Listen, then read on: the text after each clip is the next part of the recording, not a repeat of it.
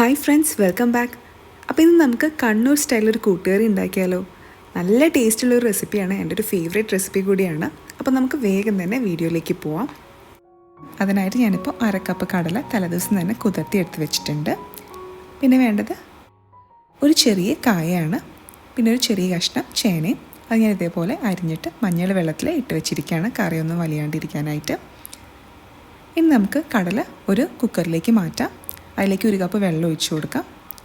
1/2 teaspoon ഉപ്പ്, 1/2 teaspoon കുരുമുളക് പൊടി, 1/2 ടീസ്പൂൺ മുളക് പൊടി, ഇതെല്ലാം ചേർത്തിട്ട് നമുക്ക് ഒരു 4 വിസിൽ വരുന്ന വരെ പ്രഷർ കുക്ക് ചെയ്യാം.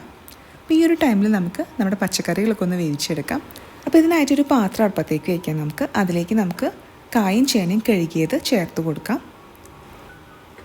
ഇതിലേക്ക് ഇനി 1/2 കപ്പ് വെള്ളമാണ് ചേർത്ത് കൊടുക്കുന്നത്.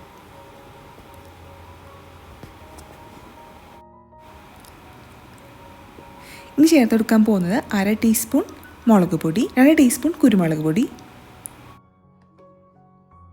1/4 ടീസ്പൂൺ മഞ്ഞൾപ്പൊടി,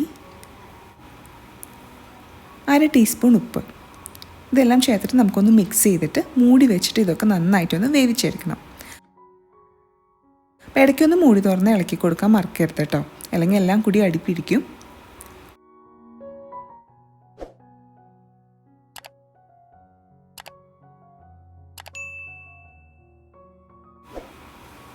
ഇപ്പോൾ നമ്മുടെ കായും ചേനയൊക്കെ നന്നായിട്ട് വെന്ത് വന്നിട്ടുണ്ട്. അപ്പോൾ ഇതിലുള്ള വെള്ളമൊക്കെ നമുക്ക് നന്നായിട്ടൊന്ന് വറ്റിച്ചെടുക്കണം.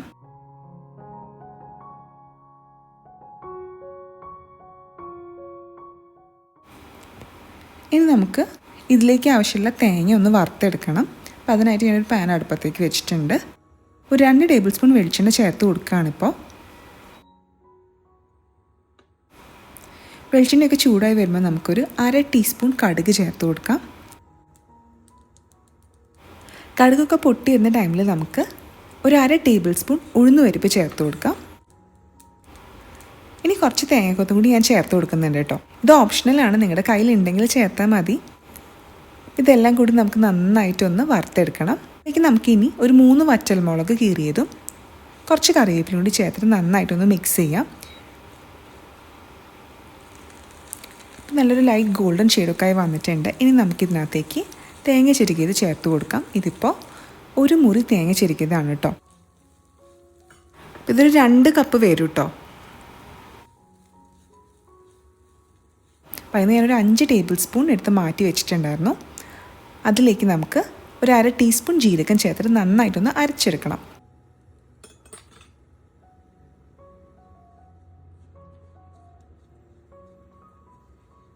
ഈ തേങ്ങ നമ്മളൊരു ലോ ടു മീഡിയം ഫ്ലെയിമിലിട്ടിട്ട് നന്നായിട്ട് വറുത്തെടുക്കണം. ഏകദേശം ഒരു പുളിയുറുമ്പിൻ്റെ കളറൊക്കെ ആവുന്ന വരെ നന്നായിട്ട് വറുത്തെടുക്കണം കേട്ടോ. ഇതായി വന്നിട്ടുണ്ട്. നല്ലൊരു മണം കിട്ടാനായിട്ട് ഞാനിപ്പോൾ ഒരു 1/2 ടീസ്പൂൺ കുരുമുളക് പൊടി ചേർത്തിട്ട് മിക്സ് ചെയ്യുകയാണ്. അപ്പോൾ തേങ്ങ വറുത്തത് നമ്മൾ വേഗം തന്നെ ഒരു പ്ലേറ്റിലേക്ക് മാറ്റി വെക്കണം കേട്ടോ. അതിനകത്ത് തന്നെ ഇരുന്നിട്ടുണ്ടെങ്കിൽ ആ ചൂടിലിരുന്നിട്ട് കരിയാൻ ചാൻസ് ഉണ്ട്.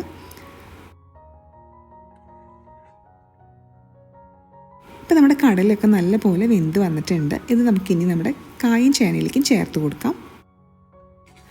അപ്പോൾ ഈ റെസിപ്പി എനിക്ക് കിട്ടുന്നത് ഷീബ ചേച്ചിയുടെ അടുത്തുനിന്നാണ് കേട്ടോ. ഞങ്ങൾ ഈ കഴിഞ്ഞ വിഷുവിന് ഷീബ ചേച്ചിയുടെ വീട്ടിൽ പോയിട്ടുണ്ടായിരുന്നു. അങ്ങനെയാണ് ഈ കറി കഴിക്കുന്നത്. എനിക്ക് ഭയങ്കര ഇഷ്ടപ്പെട്ടിട്ടുണ്ടായിരുന്നു അത്. അപ്പോൾ ഞാൻ വിചാരിച്ചു എന്തായാലും നിങ്ങളായിട്ടൊന്ന് ഷെയർ ചെയ്യാവുന്ന റെസിപ്പി.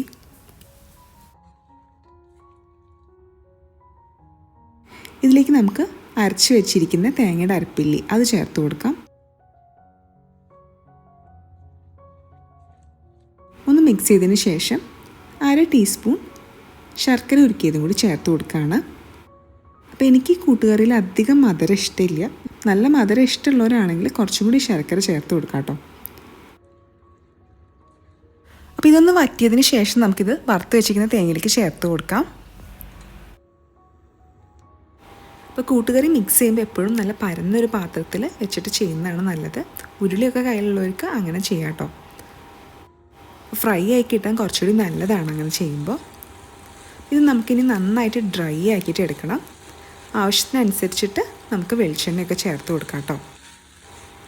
ഇപ്പോൾ തന്നെ നല്ലൊരു മണം വരുന്നുണ്ട്. ആ വറുത്ത തേങ്ങയുടെയും വെളിച്ചെണ്ണയുടെയൊക്കെ ഒരു മണം പറഞ്ഞറിയിക്കാൻ പറ്റില്ല. ഞാനിപ്പോൾ 1 ടേബിൾ സ്പൂൺ വെളിച്ചെണ്ണയും കൂടി ചേർത്ത് കൊടുക്കുകയാണ്. അതിൻ്റെ ഒപ്പം തന്നെ കുറച്ച് കറിവേപ്പിലൂടെ ചേർത്തിട്ടുണ്ട് കേട്ടോ. നല്ല പോലെ ഒന്ന് നമുക്ക് മിക്സ് ചെയ്തെടുക്കാം ഇനി.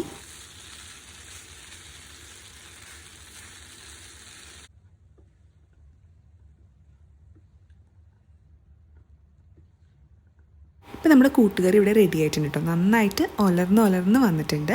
ഈ ഒരു പരുവാവുന്ന വരെ നന്നായിട്ട് ഇളക്കി കൊടുക്കണം കേട്ടോ. അപ്പോൾ ഈ ഒരു രീതിയിൽ കൂട്ടുകറി ഒന്ന് ട്രൈ ചെയ്ത് നോക്കണേ. ട്രൈ ചെയ്ത് നോക്കിയിട്ട് ഇഷ്ടമാവുകയാണെങ്കിൽ നമ്മുടെ ചാനൽ സബ്സ്ക്രൈബ് ചെയ്യാൻ മറക്കരുത് കേട്ടോ. Thank you for watching. By.